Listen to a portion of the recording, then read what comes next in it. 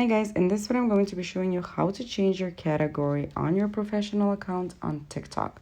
So let's get started. First, we're going to start off by clicking on the icon in the bottom right corner. It says profile.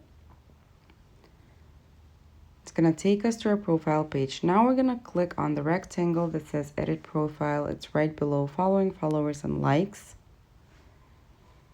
Here, as you can see in the About You section, the last option we have is category and it's set to personal blogs. So you no longer want to use your account as a personal blog. You want to use it for something else. You're just going to click here and all the options will be available to you. For example, you want to use it for education and training. So you're going to select the option. You're going to click on save.